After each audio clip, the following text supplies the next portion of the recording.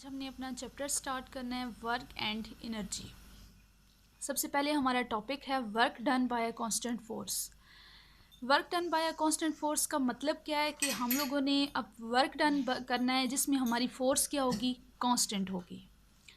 तो इसमें वो क्या कह रहे हैं कि let us consider an object which is being pulled bye a constant force, कि हमारे पास एक ऑब्जेक्ट है जिसको हम लोग क्या कर रहे हैं, पुल्ड कर रहे हैं कांस्टेंट फोर्स के through at an angle theta to the direction of the motion, कि जिस डायरेक्शन में हमारा ऑब्जेक्ट मूव कर रहा है उस डायरेक्शन में हम लोग फोर्स लगा रहे हैं और उसका एंगल क्या है हमारे पास, एंगल थीटा।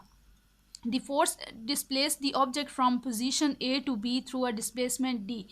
अब जो फोर्स लग रही है उसकी वजह से हमारा ऑब्जेक्ट क्या कर रहा है, पोजीशन A से पोजीशन B तक हमारा ऑब्जेक्ट मूव कर रहा है, ठीक है। और उसकी डिस्प्लेसमेंट क्या है, D।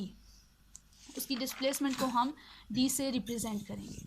अब ये आप फिगर देखें 4.1 में ये क्या बता रहे हैं कि वो जो पीछे हमने पढ़ा लाइन पढ़ी है उसके अकॉर्डिंग बता रहे हैं कि एक ऑब्जेक्ट है जिसको हम मूव करा रहे हैं फ्रॉम ए टू बी और उसके ऊपर हम क्या लगा रहे हैं, फोर्स लगा रहे हैं और वो डायरेक्शन उसकी डिस्प्लेसमेंट क्या है, डी, और वो एक डायरेक्शन में मूव कर रहा है एट एंगल थीटा।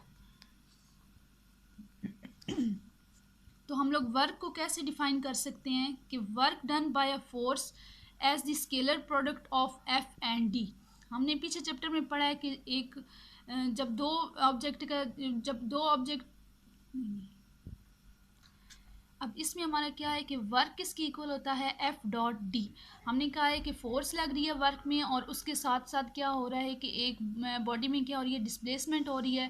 तो इसलिए वर्क को कैसे हम लोग डिफाइन करेंगे, एफ डॉट डी, जिसमें फोर्स भी है और उसमें डिस्प्लेसमेंट है, उसमें डायरेक्शन भी है। अब आप देख रहे हैं कि इसमें एफ डॉट डी आ रहा है, तो मतलब इन दोनों का आपस में क्या है, ये एफ डॉट डी का इनका प्रोडक्ट बन रहा है। तो एफ डॉट डी जब होता है तो डॉट को हम किस में चेंज कर रहे हैं, कॉस में। तो ये एफ डी कॉस थीटा बन जाएगा।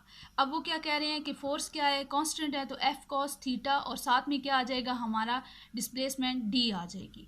अब वैल्यू इसकी हम लोग इसमें जब पुट करेंगे, अब हमारे पास अगर कॉस 90 डिग्री होगा तो हमारे पास जो वर्क निकलेगा वो ज़ीरो होगा, क्योंकि हमें पता है कि कॉस 90 किसकी इक्वल होता है, ज़ीरो के इक्वल होता है। और अगर हमारे पास कॉस ज़ीरो थीटा होगा तो वो किसकी इक्वल होगा, हमारा 1 की इक्वल होगा। अब इन दोनों चीज़ों में से अगर एक भी चीज़ ज़ीरो हो जाएगी तो हमारा वर्क किसकी इक्वल हो जाएगा, ज़ीरो की इक्वल, क्योंकि इन वर्क डन करने के लिए हमारे पास कुछ ना कुछ दोनों चीज़ें होना ज़रूरी है। अगर एक भी ज़ीरो हो जाएगी हमारा work is equals to zero हो जाएगा। अब ये इसकी डेफिनेशन है, thus the work done by on a body by constant force is defined as the product of the magnitude of the displacement and the component of the force in the direction of the displacement. ये किस किस का product है, एक हमारा force का product है और दूसरा हमारा डिस्प्लेसमेंट का प्रोडक्ट है। प्रोडक्ट मतलब कि ये आपस में एक दूसरे के साथ क्या हो रहे हैं, एक दूसरे से मल्टीप्लाई हो रहे हैं। कि जैसे जैसे हमारी फोर्स इंक्रीज़ होगी हम लोग उसमें उसकी डायरेक्शन में भी इंक्रीज़ होगा, जिसकी वजह से उसमें वर्क डन होगा। इसके बाद हमें ये एग्जांपल दी है उन्होंने, ये वॉल की एग्जांपल दी है। वॉल में वो क्या कर रहा है कि वो उसके ऊपर फोर्स लगा रहा है, क्या कर रहा है, कोशिश कर रहा है। अच्छा, इसके बाद ये नीचे मेन पॉइंट्स हैं from the definition of the work. ये आपने 5 पॉइंट्स याद रखने हैं कि work is a scalar quantity. Work की क्या है, स्केलर क्वांटिटी है। हमने देखा है स्केलर क्वांटिटी है और इसके ऊपर क्या हो रहा है, हमारे पास स्केलर प्रोडक्ट स्केलर और डॉट प्रोडक्ट हमारे ऊपर लग रहा है, तो इसलिए ये क्या है, स्केलर क्वांटिटी है। If theta is smaller than 90 degree work is done as it is to be positive work। अगर हमारा जो थीटा है वो स्मॉलर देन 90 डिग्री होगा तो हमारा वर्क क्या होगा, पॉजिटिव होगा और हमारा वर्क डन होगा। ये देखिए, अगर हमारा कॉस ऑफ 90 डिग्री इक्वल हो जाए, कॉस 90 डिग्री होगा तो हमारा वर्क डन क्या हो जाएगा, ज़ीरो हो जाएगा। तो अगर इसका एंगल कम होगा तो इसमें क्या होगा, कोई ना कोई वर्क डन ज़रूर होगा।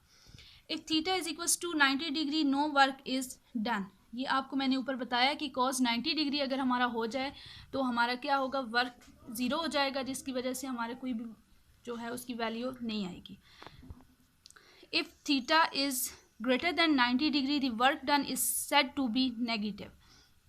अगर ज़्यादा होगा, अगर थीटा कम होगा तो वो पॉजिटिव होगा, और अगर थीटा जो है वो हमारा ग्रेटर देन 90 होगा, तो इसका मतलब है कि हमारा वर्क डन नेगेटिव में होगा।